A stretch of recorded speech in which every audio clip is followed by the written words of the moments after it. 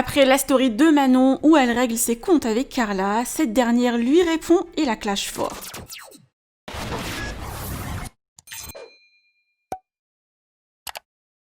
Visiblement, cette histoire est loin d'être terminée, mais une chose est sûre, entre Carla et Manon Tanti, c'est bien fini. Suite à la story de la maman de Thiago, où elle règle ses comptes avec la maman de Ruby, cette dernière a enfin réagi pour livrer sa version des faits. Carla n'a vraiment pas été tendre avec sa rivale, où elle la traite de minable, ridicule et de mauvaise personne. Les mots sont forts, je vous laisse avec sa story. Que pensez-vous de leur guéguerre?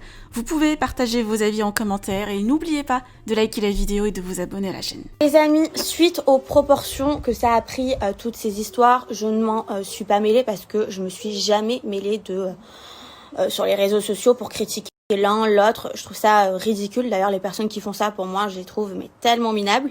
Maintenant, je vais simplement répondre aux accusations qu'on me sort, que madame s'est permise de dire, qui sont totalement fausses hier soir.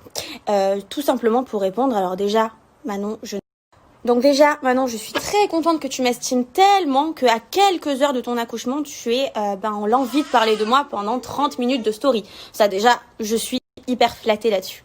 Deuxièmement, je pense qu'on va mettre ça sur le taux des hormones peut-être, puisque je pense que même tes hormones se sont peut-être montées au cerveau et t'ont fait perdre la mémoire, parce que je trouve ça d'un tel ridicule d'en arriver là à parler de choses personnelles, parce que quand on prend son snap, on dit des choses personnelles normalement, on n'est pas censé parler des uns et des autres.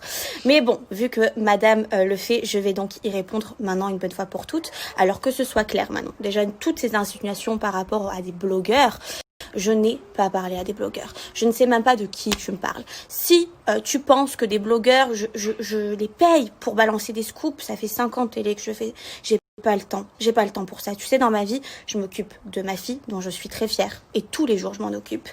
Je m'occupe de mes 8 déménagements que j'ai fait en un an. Je m'occupe aussi de mon mariage, de l'événement de ma fille c'est un an, de tous mes placements de produits que je fais tous les jours, et Dieu sait à quel point je suis occupée, et tu le sais très bien aussi puisque tu te renseignes assez sur ma vie et sur ma réussite. Donc à côté de ça, je n'ai pas le temps pour parler de toi. Si les gens pensent des choses mauvaises sur toi, j'y peux rien. Donc, que tu inventes que je fais des faux comptes sur toi, je suis désolée Manon, mais le problème c'est que je ne peux pas gérer tous les comptes Instagram de France qui disent que t'es une mauvaise personne. J'y suis pour rien, moi, dans cette histoire. Si tu te fais incendier sur les réseaux sociaux, c'est l'image que tu reflètes à travers l'écran. Donc, en fait, je n'y suis pour rien, moi, dans ton histoire. T'as qu'à être une meilleure personne et peut-être que là, tu auras des meilleurs commentaires. Donc, encore une fois, je vais mettre la faute sur les hormones, comme quoi tu m'inventes des scénarios dignes de film avec des blogueurs alors que tu sais très bien que c'est faux et tu sais très bien que tu es derrière tout ça pour me descendre. Et là encore, franchement, j'en ai clairement ma claque. Je pense que quand on est enceinte, sur le point d'accoucher, avec bientôt 2 enfants, un mari, une vie à Dubaï, qu'est-ce que moi je peux te faire en fait, clairement. Qu'est-ce que je peux faire à ta life pour avoir autant de haine envers moi? Comme vous me connaissez depuis longtemps maintenant, vous savez que même donner des interviews, je n'en donne jamais. Les seules interviews que je donne, c'est aux avant-premières des Marseillais, puisque c'est le job.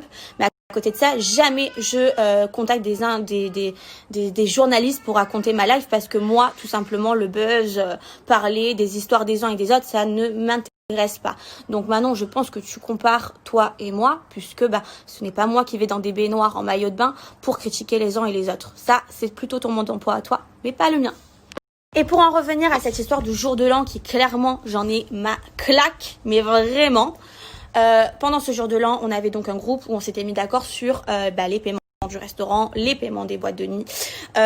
Donc jusque-là, tout allait bien. Le problème, c'est que arrivé au restaurant, à la fin du restaurant, Manon me tombe dessus en me disant, tu vois, Jessica ne veut pas payer pour les parents. Elle me met une tête comme ça, en me disant, moi, si j'avais su, j'aurais ramené ma mère. Et donc, à force de me mettre une tête comme ça, comme là, elle est en train de faire sur moi avec vous, au bout d'un moment, j'ai pété un câble et je suis partie voir tout le monde en disant, voilà, ça fait des histoires, c'est bête. Au final, ça a pris de l'ampleur pour rien. Tout le monde n'est pas content dans cette soirée-là parce qu'il y en a qui payent et il y en a qui payent moins. Voilà, donc clairement, j'avais même pas mêlé de ça. D'ailleurs, vous verrez dans l'aventure que je parle de ça avec Jessica.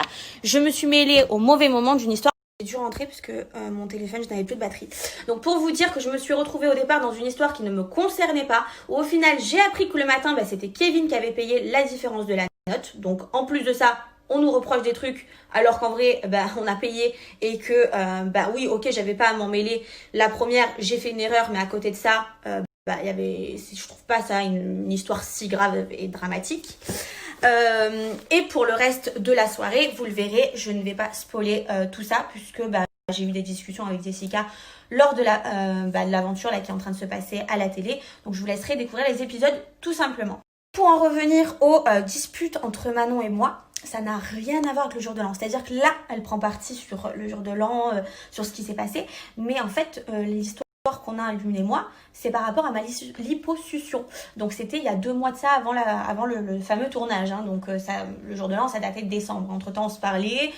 On n'était pas les best friends du monde parce que depuis la cassure qui s'est passée l'année dernière, on réapprenait à se connaître, mais il y avait quelque chose qui était cassé quoi qu'il arrive. Mais on se parlait une fois de temps en temps.